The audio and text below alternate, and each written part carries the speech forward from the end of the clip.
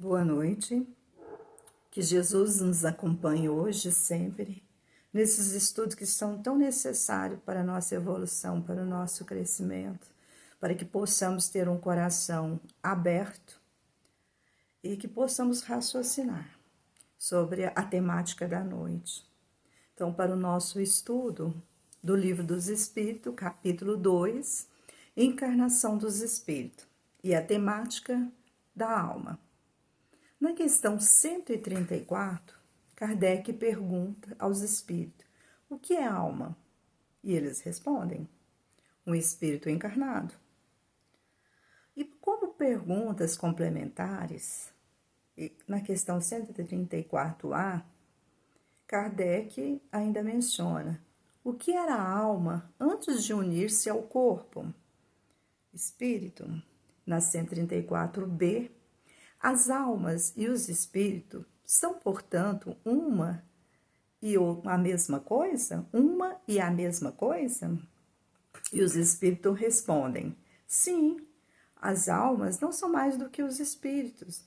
Antes de se ligar ao corpo, a alma é de um ser inteligente, que povoa o mundo invisível e depois se reveste temporariamente o invólucro carnal, para se purificar e esclarecer. Bom, vamos tentar entender um pouquinho o que Kardec pergunta e o que os espíritos estão respondendo. Nós temos como base, como questão central, a definição de alma. E essas duas questões, que são complementares, elas vêm confirmando se o espírito e a alma são uma coisa só. Então, são perguntas que a gente poderia até dizer assim, são simples, são curtas, mas que necessitam de reflexões profundas, para que se compreenda com precisão, principalmente no que se refere à concepção. Kardec, na própria introdução do Livro dos Espíritos, ele explica que para designar coisas novas são necessários termos novos. Mas é necessário também contextualizar as palavras dentro do ensinamento dos espíritos, pois cada palavra, cada termo, ele carrega um sentido próprio, evitando assim confusão, enganos. Exemplo, se nós pegarmos a palavra alma, quando ela é empregada, a propaganda é a alma do negócio. A gente escuta muito falar isso, né? Que a propaganda é a alma do negócio. Então, veja, a palavra alma, ela foi utilizada no sentido metafórico. Ou seja, ela ganha um significado diferente na concepção materialista. Ela pode ser compreendida como sustentação, argumentação criativa e que nos faz convencer. Já na etimologia da palavra alma, ela vem do latim anima, vida, que por sua vez foi traduzida do grego psique, cujo significado básico é ar, sopro. Então, o ser é animado, o corpo é animado. Então, nós podemos entender alma como uma essência do que nós somos. As denominações espírito e alma, elas são diferenciadas apenas por questões didáticas. É para facilitar o nosso entendimento dentro da doutrina espírita. Kardec, ele sempre foi muito cuidadoso com a terminologia das palavras. Ele queria evitar engano em relação ao significado. Então, almas são espíritos. Mas aí ele explica que nós chamamos de alma quando estão ligados ao corpo físico. Ou seja, é um espírito que quando recebe a matéria, o corpo físico, nós vamos chamar de alma, porque está encarnada.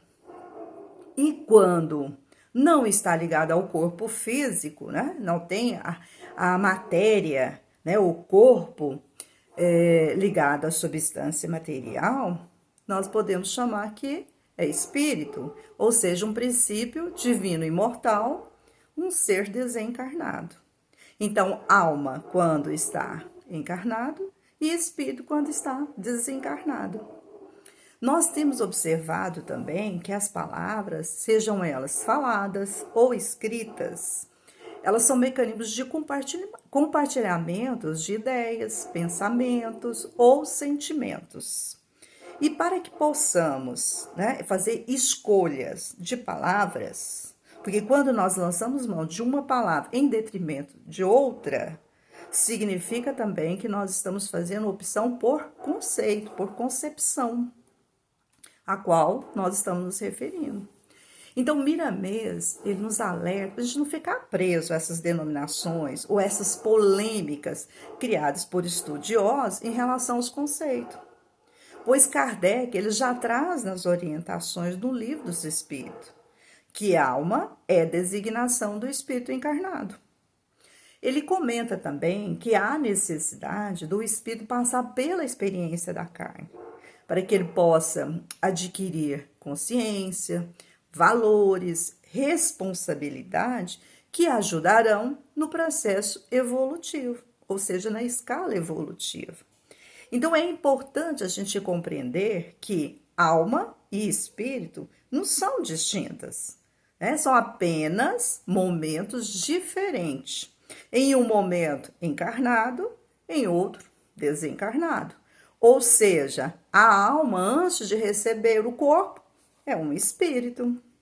Então, Miramês, ele ainda explica que quando nós contemplamos as estrelas, desperta em nossos corações uma saudade da verdadeira pátria, porque nós já temos consciência do que já existe algo, né, que sustenta o princípio inteligente e que há necessidade de evoluir.